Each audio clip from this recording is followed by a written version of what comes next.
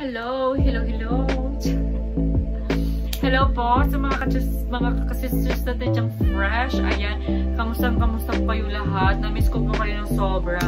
Ayan, sa mga bagong viewers po natin, ayan, kamusta po kayo? At huwag niyo pong kalimutang mag-subscribe po para updated po tayo sa mga online trending na pampaganda, pampaputi, pampakinis, at saka most especially po sa mga transistors nating fresh na mga HRT related keme. Ayan, huwag niyo po kalimutang mag-subscribe para po updated po tayo.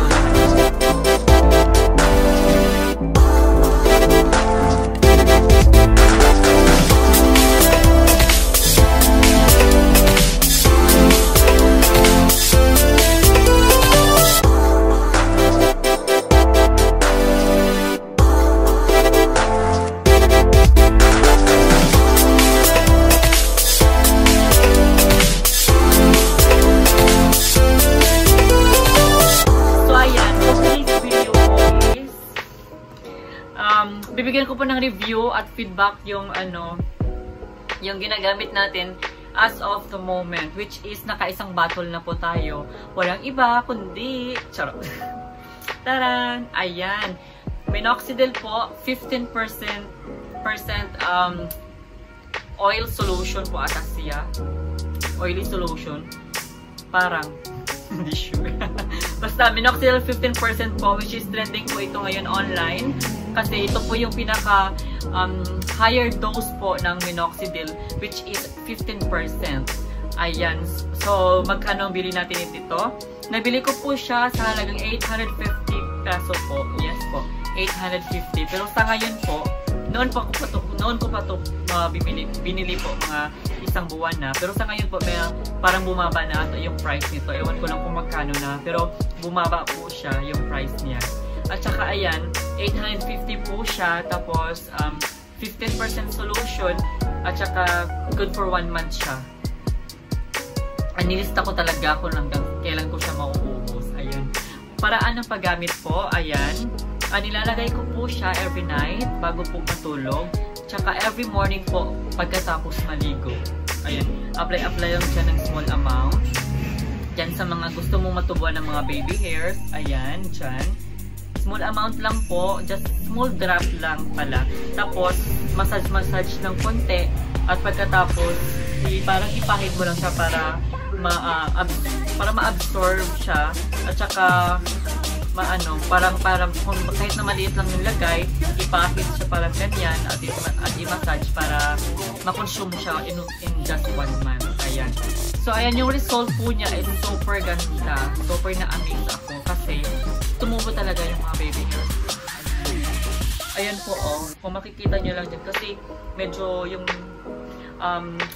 malakas yung yung ilaw natin kaya naglalighten siya. Ayan. At ipapakita ko po sa inyo yung before and after natin. Ayan. Yan po yung yung before ko ng mga picture ng aking dito ng mga areas. Pinicture ko talaga siya para meron po tayong ipapakitang ebidensya. Para hindi na po churot-churot lahat. Ayan. At ito naman po yung bagong picture po natin na kinuha lang kasalukuyan. Diba? Ang bongga! Diba?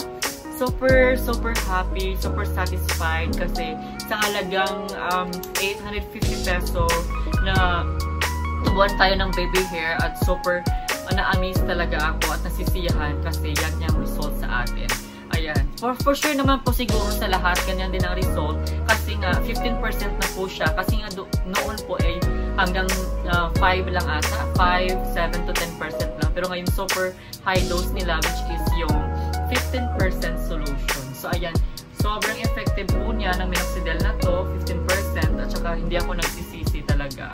Sobrang ganda. So yan mga ka-sisters nating fresh chance. So kung gusto nyo pong matubuan ng mga baby hair, go na po tayo sa minoxidil 15%. Ayan. Actually, sa isang bottle ko, ito na yung result at konti na lang yung natira. At na-consume ko siya siguro almost a month din ata. Ayan. At ito na po yung bago ko. Hindi po. Orders po to yung iba at mag-iwan lang po ako ng isang bottle again para sa ating maintenance po ng ating baby hair. So itong tatlo, may mga ano na to, i-deliver ko na to tomorrow.